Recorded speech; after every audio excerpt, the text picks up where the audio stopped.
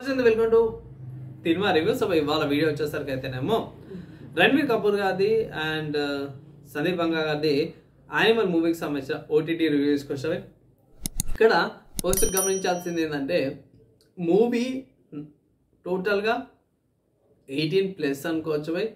So గోరీనెస్ ఎక్కువ ఉంది, కొంచెం అడల్ట్ కంటెంట్ లాగా కూడా ఉంటుంది. సో పిల్లలు అయితే చూడకండి. ఈవెన్ ఓటీటీలో వచ్చినా కూడా పిల్లల పేరెంట్స్ ఉంటాయి, ఇట్లా పిల్లల పక్కన అయితే చూడకండి, సపరేట్గా చూడండి అనేసి అయితే మూవీ రివ్యూ స్టార్ట్ ముందే అడ్వైజ్ చేస్తుంది. ఎందుకంటే కొన్ని గోరీ సీన్స్ ఉన్నాయి, కొన్ని అడల్ట్ కంటెంట్ లాగా ఉంది. సాఫ్ట్గా అన్నట్టు చూపించిన సాఫ్ట్ అడల్ట్ కంటెంట్ లాగా ఇది ఒక డిస్క్లైమర్ అనమాట. కమింగ్ టు స్టోరీకి వచ్చేసరికి అయితే సందీప్ బంగా గారు మంచిగా తీసారు స్టోరీ.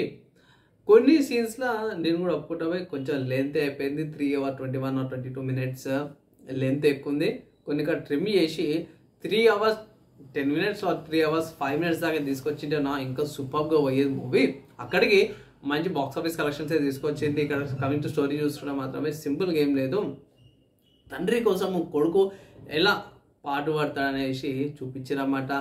అండ్ ఒకవేళ ఇట్లా కుటుంబంలో నిన్ను అయ్యనవడం కొట్టినా సరే, నువ్వు ఎవరికి సహాయం కోసం అడుగుతావు, నీ దగ్గర పవర్ ఉంది, పైసా ఉంది, అన్నీ ఉన్నా సరే కూడా నీ కుటుంబాన్ని పోయి సహాయం కోసం అడుగుతావు అని ఒక మంచి మెసేజ్ అయితే ఇచ్చిరన్నమాట. సో నాకైతే చాలా మంచిగా అనిపించింది.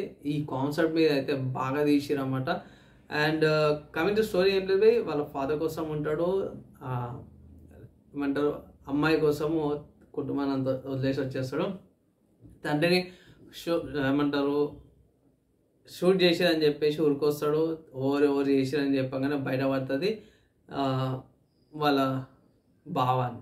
సో బావని కూడా వదిలాడు, బావని కూడా పసగా చేసేస్తాడు. అండ్ దాని తర్వాత చూసుకుంటే ఎవరైతే కారణమో వాళ్ళని కూడా వేసేస్తాడు అనమాట.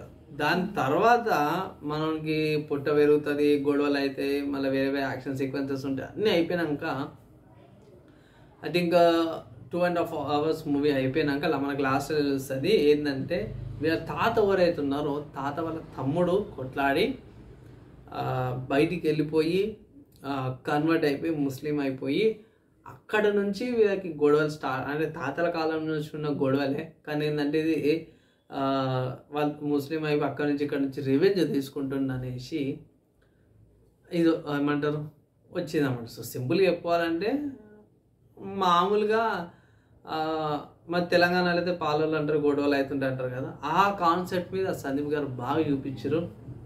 ఎట్లా పగలు గొడవలు ఎట్లుంటాయి అనేసి ఇంకా ఘోరంగా అంటే వైలెన్స్లో చూపించారు. యాక్చువల్గా రియల్గా ఉంటాయా లేదని తెలియదు, కానీ దానికి తగ్గట్టే ఎండింగ్లో కూడా హింట్ అయితే ఇచ్చారు యానిమల్. దాని తర్వాత యానిమల్ పార్క్ అనేసి ఎండింగ్లో టైటిల్ కూడా ఇచ్చారు అన్నమాట. దీంట్లో గమనించాల్సింది ఏంటంటే ఇక్కడ బ్యాక్గ్రౌండ్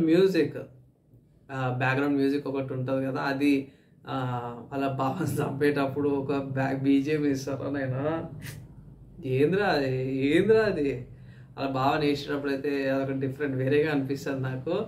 అండ్ దాని తర్వాత మీకు అందరికి తెలిసిందే మన బాబీ దేవల్ గారు కూడా మంచి యాక్టింగ్ చేశారు. ఒక విలన్ లాగా కూడా పర్ఫెక్ట్గా అనిపించింది.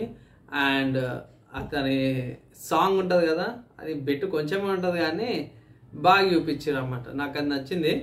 అండ్ నెక్స్ట్ చూపించడం కంటే కూడా స్టార్టింగ్కి వెళ్దాం. మూవీ స్టార్టింగ్లో ఒక మంచి హింట్ ఇస్తాడు అన్నమాట. ఒకవేళ అయితే మీకు గమనిస్తే అక్కడ 1955 నుంచి 2015 or 2050 దాకా టైం ఇస్తారు. అక్కడ రణబీర్ కపూర్ని ముస్లిం లాగా చూపిస్తారు, వీళ్ళ సిక్ ఫ్రెండ్స్ కూడా ఏజ్ అయిపోయినట్టు చూపిస్తారు అన్నమాట.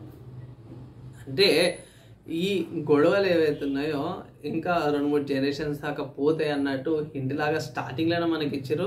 సో ఇక్కడ 2-3 parts మనం ఇంక్లూడ్ చేసుకోవచ్చు అనమాట. కానీ టైం పడుతుంది, ఎందుకంటే ఐ థింక్ సందీప్ గారు స్పిరిట్ మీద ఉన్నట్టయితే నాకు టాక్స్ వచ్చిండే, ఎందుకంటే ఇంటర్వ్యూస్ ఇస్తారు కదా. నెక్స్ట్ మూవీ ఎప్పుడంటే యానిమల్ part 2కి అయితే టైం పడుతుంది, స్పిరిట్ మీద ఉన్నట్టు హింట్స్ అయితే వచ్చినాయి అన్నమాట ప్రభాస్ గారిది. సో వెయిట్ చేద్దాము. కొన్ని రోజులు ఇంకా బ్రేక్ తీసుకోవాలి, ఇక్కడ ఇంత వైలెన్స్ అవుతుంది, నేను కూడా బ్రేక్ తీసుకోవాలి కదా. సో బ్రేక్ అయితే తీసుకోవాలి. ఓవరాల్గా చూసుకుంటే మూవీ బాగుంది. నేను మాత్రం రేటింగ్ ఇస్తే మాత్రమే 3 out of 5 రేటింగ్స్ అయితే ఇస్తాను. అంటే కొన్ని సీన్స్ అవన్నీ కూడా కట్ చేసుకోవాలి కాబట్టి కట్ చేసుకున్నందుకు 3 ఇస్తున్నా, పర్లేదు బాగుంది. చూడొచ్చు. కానీ డిస్క్లైమర్ ఏంటంటే పిల్లలు లేకుండానే చూసుకోండి, అడల్ట్స్ చూడండి అనేసి ఒక చిన్న అడ్వైజ్ అనమాట అంతే. అండ్ ఇక్కడ ఫైనల్గా యాడ్ చేయాలి క్రెడిట్స్ ఎవరికి ఇవ్వాలంటే రణబీర్ కపూర్కి ఇవ్వాలి. రష్మిక మన దగ్గర మంచి యాక్టింగ్ చేసింది.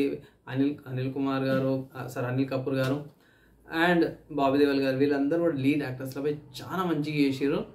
అండ్ అంతే పోయి వీళ్ళందరూ యాక్టింగ్స్ పర్ఫార్మెన్స్ లెవెల్స్ సూపర్గా ఉన్నాయి. వీడియో నచ్చింది మంచిగా అనిపిస్తే మాత్రమే లైక్ అండ్ షేర్ చేయండి. నెక్స్ట్ కల్లా కలుసుకుందాం.